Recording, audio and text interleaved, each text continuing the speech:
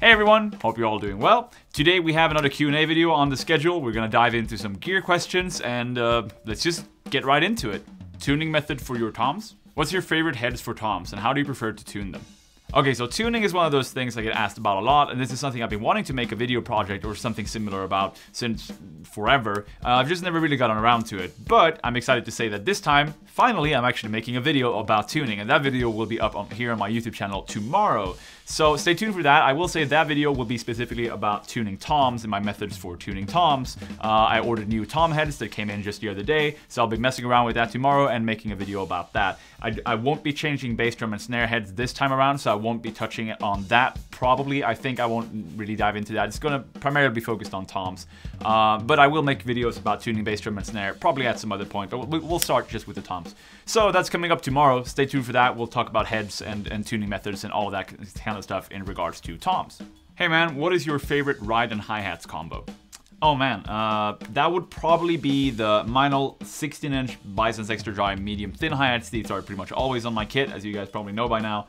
Those in combination with the 24-inch Bison's Big Apple Dark Ride, which is on the shelf over there. Right now I have the polyphonic on the kit. This is an absolutely amazing ride right now for this minimalistic setup. I'm loving this because it's very, very crashable. Generally though, this is a bit of a brighter sound, this is a bit of a darker sound. For now, I really enjoy the contrast between that, but if I wanted to pick a pair of hi-hats and a ride that go really well together, it would probably be, yeah, this pair of hi-hats, the 24-inch Big Apple Dark Ride, just because they both have this huge, sloshy, kind of dark, washy kind of quality to them. Especially that ride is just one of my absolute favorite cymbals Meinl has in their catalog ever. So yeah, that would probably be my answer. Did you ever break a Meinl cymbal? I have broken a few Meinl cymbals in the past. It's been a pretty long time though since that happened. That was primarily in the beginning when I was still playing a lot of metal. I was hitting a lot harder. My technique was a lot worse, and just generally, I think I broke a few chinas in the beginning, especially. I've broken maybe 1 or 2 crashes in the past as well. But again, it's been a long time since then. I think that mostly just comes down to now I actually know how to hit cymbals properly. Meinl cymbals do hold up pretty well, but obviously if you're a basher and you have terrible technique like I had in the start, you're gonna go through some cymbals, but with good technique, they should hold up for you. Do you think drum sets are too expensive? Generally speaking, I wouldn't really say so, no. I think like the really expensive kits, I mean, some of them are more kind of collectors kind of stuff. Maybe that's a little overpriced sometimes, but then again, I'm not a collector, so I don't really know. But I think generally drum kits is like there's a lot of work behind them, because I would know this is a custom-made kit by King Drums, right? We worked on this kit for a long time. I know they spent a lot of time, there's a lot of work hours to actually making the kit, and that doesn't even count all the hours we spent, you know, figuring out the details and trying stuff and kind of arriving at this kit in the end. So I mean, that on its own, I mean, this is not a cheap kit, and that's just kind of how it works. If you want to put a lot of effort into something and you want a good result at the end of it, you're gonna have to fork out a bit of money. Then again, I mean, there are some brands out there, maybe no names mentioned, that maybe sometimes seem a little overpriced, but I've never really been in the market that much for drum kits. This is only my 3rd kit ever, so maybe I'm not really the right person to ask. I haven't really been looking to spend a lot of money on kits in the past. I don't know, maybe a bit of a vague answer, but I wouldn't necessarily say they're too expensive. It's kind of this thing where you get what you pay for. What do you think about E-drums? I think they're great primarily for practice. That's if I were ever to own an E-drum kit and play on that, that would probably be like, I mean, I live in an apartment, but I have this separate space where I can have my acoustic drums. If I didn't have that and I still wanted to be able to play drums in my apartment, I would need an E-kit, and for that, they're really, really good. The really good E-kits are pretty damn expensive. I don't know, it's just, I hope they will be a little bit cheaper in the future as technology advances. But even then, like, you can get a pretty decent E-kit just for practice purposes without forking out too much money. So that's kind of where it ends for me. Just because I have this space, I have this option to have acoustic drums, and I just generally prefer an actual acoustic kit that I can tweak and kind of mess with more than kind of an E-kit kind of swamps me. It's like there's too many choices. You have like infinite different sounds and stuff that you can choose from with the brain or whatever, but it's like I'm not really into it.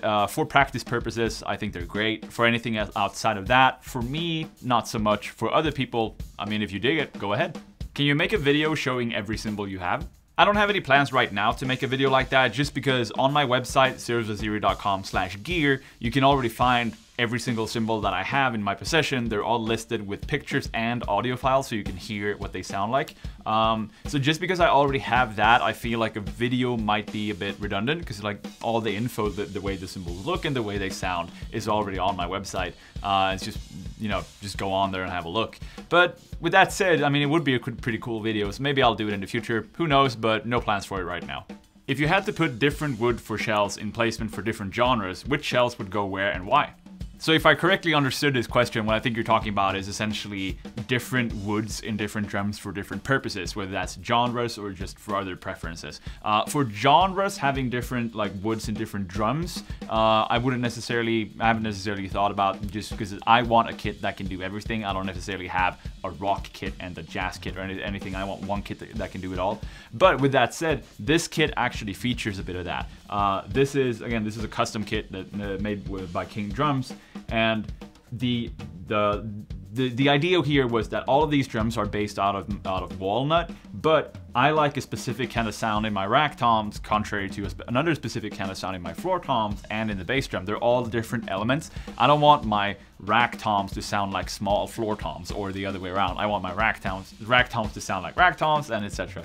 So in this case with my kit, the rack toms, well now there's only one here right now, but the rack toms are walnut outer plies and maple inner. And then the floor toms are walnut outer, mahogany inner for richer, deeper bottom end. And they also have birch re-rings for a bit more attack. And the bass drum is just a straight walnut shell with birch re-rings for attack. And so yeah, the reasoning behind with this was just different sounds in each drum. So that concept I really enjoy. I think that's a very cool thing that more people should do, especially custom drum companies and maybe even the big ones too. Just because for me, it doesn't make sense that every drum should sound exactly the same. Rack toms are rack toms. They have their purpose. Floor toms are floor toms. They have their purpose. So yeah, I mean, genres, haven't really thought about necessarily like that, but there are definitely different woods that are specifically better for different genres. It's all preference at the end of the day. But yeah, that's something that's kind of already incorporated into my kit, and I really like that idea.